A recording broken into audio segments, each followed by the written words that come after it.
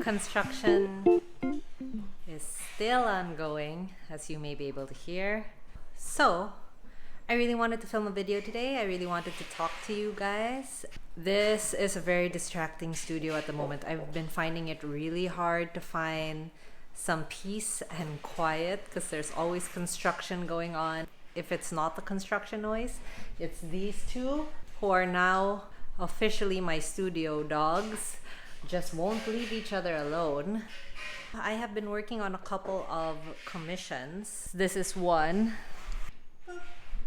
I'm really excited about that one. Actually, it's going to be very cute. I'll show it to you when it's past the sketch phase, which I am not done with yet. I have been having a really hard time sketching as well because my carpal tunnel is acting up. So this piece is for my friend's brand. She started a new brand called Kids Crate, and they have the most adorable baby toys. After seeing the stuff that she had available for sale, I was so inspired and had this idea to create a mouse house for her. I was thinking, how adorable would it be to have little squares that essentially are rooms representing a dollhouse, and when you put them together, they can create one big pattern that you can use for your packaging. So I pitched that idea to her, and I'm so happy that she went for it. So lately, what I've enjoyed doing is first I'll do the sketch in pencil, then I'll kind of go over my lines, refine the sketch a little bit using the Faber-Castell, what is it again? Polychromos colored pencil, and then I'll lightly erase over everything to erase all the pencil lines. And the reason why I'm doing that is because these are oil-based oil-based colored pencils, which means they won't be affected by the layers of wash or watercolor, whatever I decide to use for the painting itself. And this allows me to have my lines in this light brown color, which gives the painting itself just a softer, warmer look overall when I'm done, because they do blend in better with the colors that I like to use.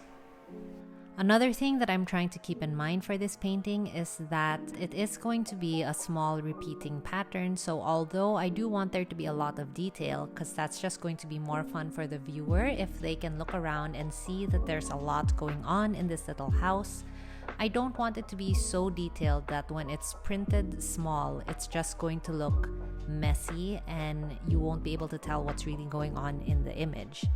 So I'm trying to find a balance, trying not to have too much fun making all the little furniture pieces that I forget that this needs to be viewed at a smaller scale if they do decide to shrink this down into smaller packaging or anything like that. Earlier, you saw me using a ruler to keep my lines straight.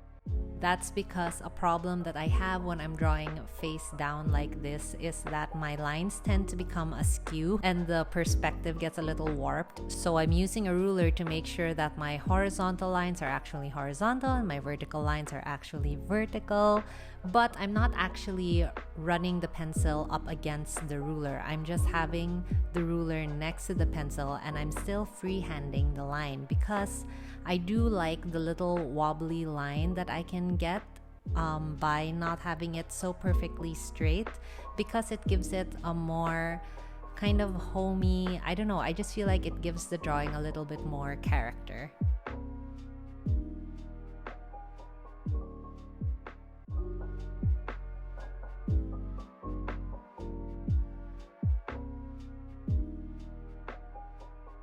You know what I've noticed? Without fail, the minute I sit down to start to film a video, the minute I turn the camera on, they start to work. It's the weirdest thing. Sometimes they'll have like really long gaps of silence, but then the minute I touch the camera... So I haven't been having a great day.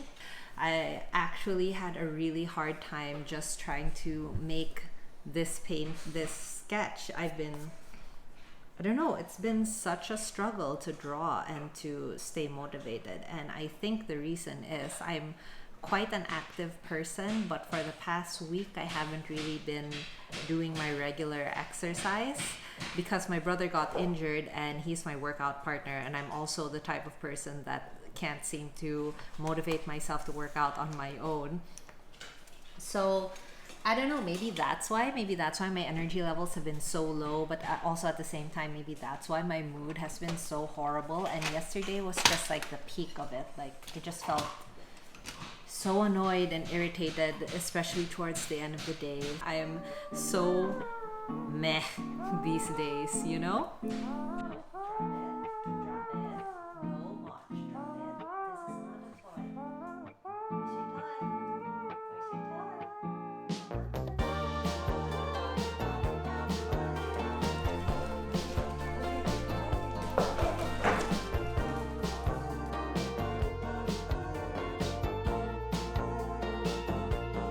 I don't usually cry at all, but why is it always close? Ranging from a movie scene to made up people in my dreams. The last time, if I recall, was a feeling of being alone. I don't know if where I'm going isn't far, but in case I go, no need to be stressed. Gotta take it home, gets there. I really miss the shade of blue. Just take it slow.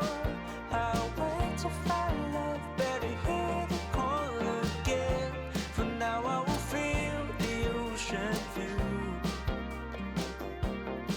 and I pray that it won't be over soon. Oh my, I miss the sun.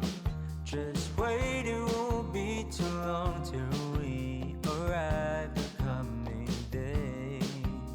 Please ignore my restless face, 'cause it's so hard to keep it all together ever since we...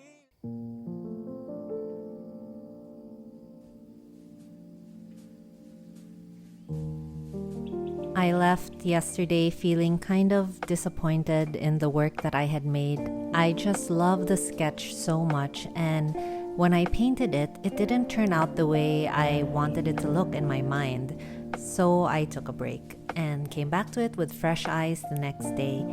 I decided to scan it first so that I could do changes to it digitally and then decide what I wanted to do to the actual work itself.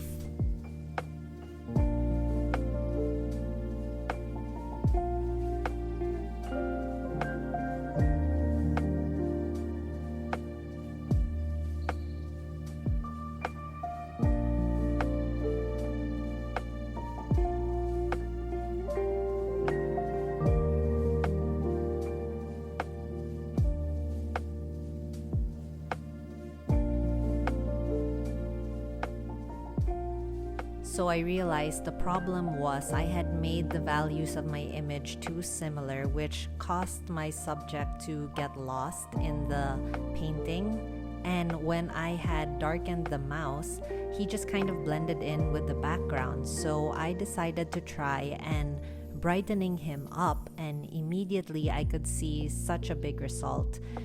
I noticed that the background actually needed to be even darker than it was, which I was afraid to do because I had made my subject too dark.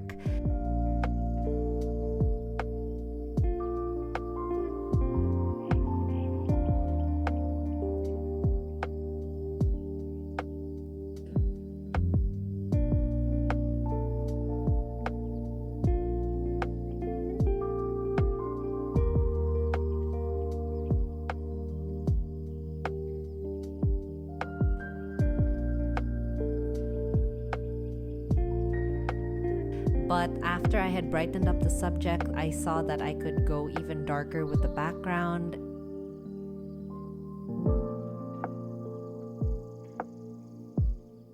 And with my digital sketch, I felt more confident to proceed to the actual painting. And now I am so much happier with how this has turned out, and I'm excited to move on to the next rooms in my little mouse house. Alright guys, so for this video, my plan was to walk you through this entire commissioned piece and kind of talk you through my thought process and the things that are going through my mind when I'm painting or making something like this. One little square actually took several days. I know sometimes when you look at these paintings online, it seems like it was so effortless and it only took a matter of minutes for a painting to be completed, but in reality something like this actually takes a very long time. So I think that I'm going to cut this video here after just one room. I'll definitely show you more of the little rooms as I finish them. Those will probably be up on my Instagram, so if you're not following me yet, be sure to follow me over at Dito Design on Instagram so you can keep up to date on the progress of this painting. And I think I'm gonna call it for this video, otherwise it's gonna take me a really long time to edit it and you won't have a video again for this week. So I hope you enjoyed it. If you enjoyed this behind the scenes look, leave me a comment down below, and please let me know what else you'd like to see from me on this channel. And until then, I'll see you next time. Bye!